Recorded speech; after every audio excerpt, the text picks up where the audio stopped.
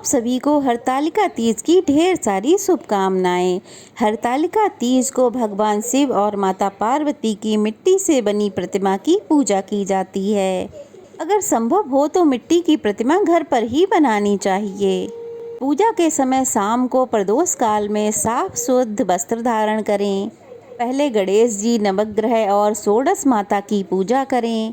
इसके बाद भगवान शिव और देवी पार्वती की प्रतिमाओं की पूजा करनी चाहिए। इसके लिए शुद्ध जल, पंचामृत, रोली, मौली, अक्षत, चंदन, सिंदूर, फल, फूल और बेलपत्र आदि से पूजा करनी चाहिए। प्रतिमाओं को सुंदर वस्त्रों से सजाकर भगवान शिव को धोती या गमछा अर्पित करना चाहिए। पार्वती जी को लहंगा, ओढ़नी और सुहाग पिटारी अर्पित करके व्रत की कथा पढ़नी अथवा सुननी चाहिए। सुहागिन महिलाएं या कुंवारी कन्याएं इस व्रत को निर्जला रखती हैं। साल 2024 में हरतालिका तीज 6 सितंबर को मनाई जाएगी। तो चलिए अब सुनते हैं हरतालिका तीज की व्रत कथा। कथा सुनने से पहले हम सब ध्यान करेंगे जिनके सुंदर केसों पर मंदार अर्थात आंख के पुष्पों की माला शोभा देती है और जिन भगवान शंकर के मस्तक पर चंद्र और कंठ में मुंडों की माला पड़ी हुई है और माता पार्वती दिव्य वस्त्रों से और भगवान शंकर दिगंबर धारण किए हुए हैं, उन दोनों भवानी शंकर को मैं नमस्कार करती हूँ। कैलाश पर्वत के सुंदर शिखर पर माता पार्वती जी ने श्री महादेव जी से पूछा कि हे महेश्वर, मुझसे आप वह गुप्त से गुप्त वार्ता कहिए जो सबके लिए सब धर्मों से भी सरल और महान फल देने वाली हो। हे नाथ, यदि आप भली भांति प्रसन्न हैं तो उसे मेरे सामने प्रकट कीजिए। हे जगन्नाथ, आप आदि अंत और मध्य रहित हैं। आपकी माया का कोई पार भी नहीं है। आपको मैंने किस प्रकार प्राप्त किया है, कौन से व्रत, तप या दान के पुण्य फल से आप मुझे वर के रूप में प्राप्त हुए, ये सब कृपा पूर्वक वर्णन कीजिए। देवी पार्वती की बात सुनकर श्री महादेव जी बोले, हे देवी सुनो, मैं तुम्हारे सम्मुख अब उस व्रत को कहता हूँ तो परम गुप्त है। जैसे तारागणों में चंद्रमा और ग्रहों में सूर्य, वर्णों में ब्राह्मण, नदियों में गंगा, पुराणों में महाभारत, वेदों में साम और इंद्रियों में मन श्रेष्ठ है, वैसे ही पुराण और वेद सब में इसका वर्णन आया है, जिसके प्रभाव से तुमको मेरा आधा आसन प्राप्त हुआ है। हे प्रिय, उसी का मैं तुमसे वर्णन करता हूँ, सुनो। भाद्रपद मास के शुक्ल पक्ष की हस्त नक्षत्र तृतीया तिथि के दिन इस व्रत के अनुष्ठान मात्र करने से सभी पापों का नाश होता है।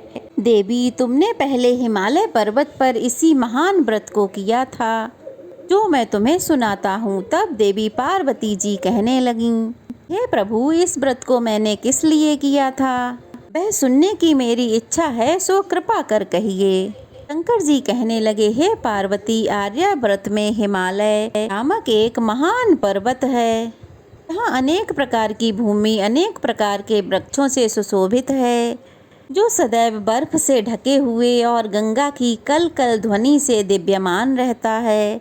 तुमने बचपन में उसी स्थान पर परम तप किया था और 12 वर्षों तक लगातार जल में रहकर और वैशाख मास में अग्नि में प्रवेश करके कठिन तपस्या की थी।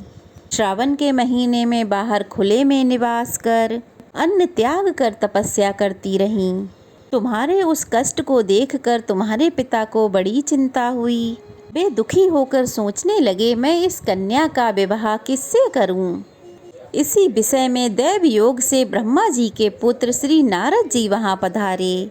देव ऋषि नारद ने तुम शैलपुत्री को देखा। तुम्हारे पिता हिमालय ने नारद जी को आसन देकर सम्मान सहित बिठाया और कहने लगे, हे मुनीश्वर, आपने यहाँ तक आने का कष्ट कैसे किया?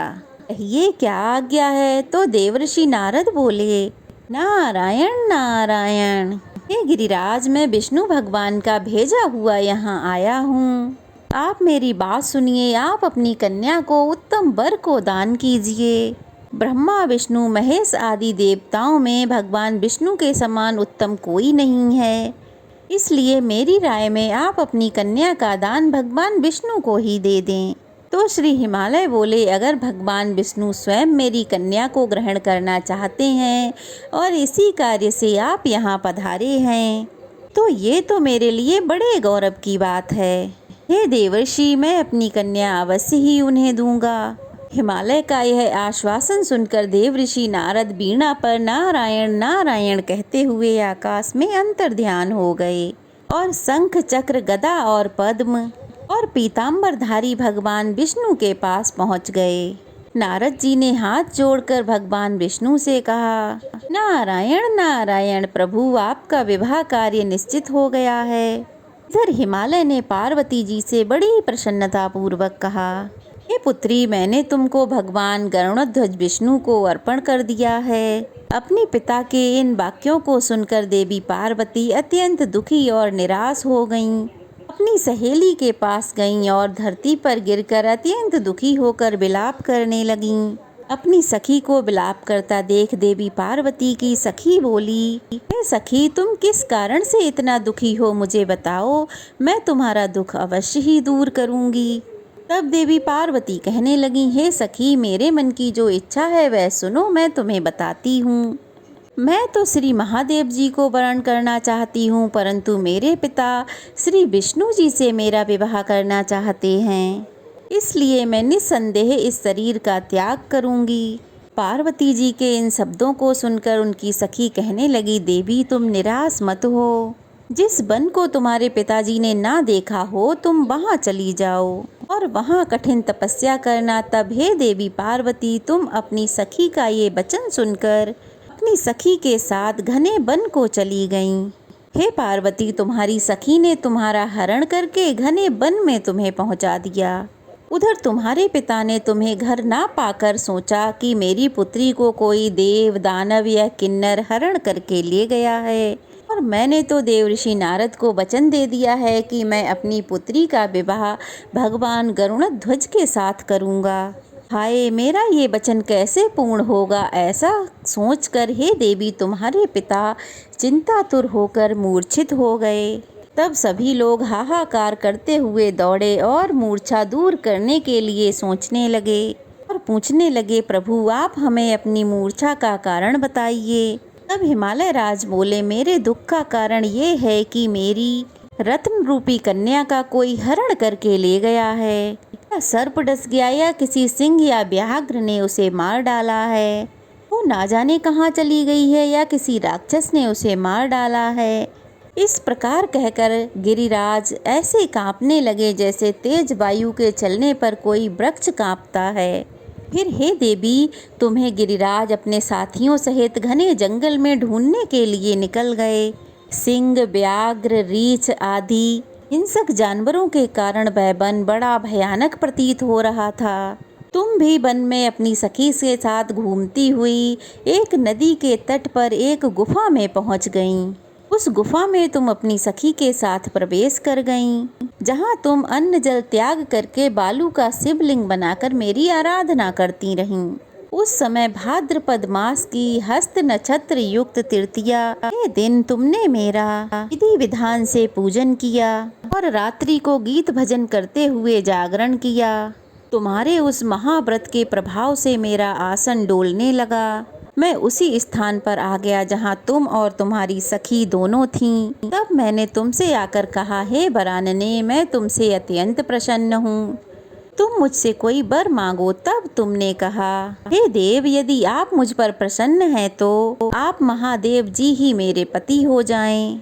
मैं तथास्तु, ऐसा ही होगा कहकर अंतर्ध्यान हो गया। तब तुमने प्रातःकाल होते ही उस बालू की प्रतिमा को नदी में विसर्जित किया। हे सखे, वहाँ तुमने अपनी सखी सहित व्रत का पारायण किया। इतने में ही तुम्हारे पिता हिमवान भी तुम्हें ढूंढते ढूंढते घने वन में आ पहुँचे। उस समय उन्होंने नदी के तट पर दो कन्याओं को देखा तो वे तुम्हारे पास आ गए और तुम्हें हृदय से लगाकर रोने लगे और बोले, बेटी, तुम इस घने जंगल में क्यों चली आई? तब तुमने कहा, पिताजी, मैंने तो अपना शरीर पहले ही शंकर जी को समर्पित कर दिया था। किंतु आपने इसके विपरीत कार्य किया, इसलिए मैं इस घने जंगल में चली आई और यहाँ तपस्या करने लगी।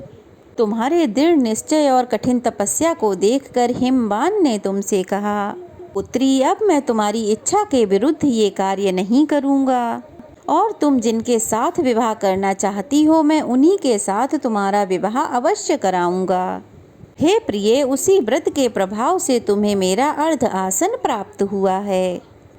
इस व्रतराज को मैंने अभी तक किसी के सम्मुख वर्णन नहीं किया है। हे देवी, अब मैं तुम्हें ये बताता हूँ कि इस व्रत का ये नाम क्यों पड़ा।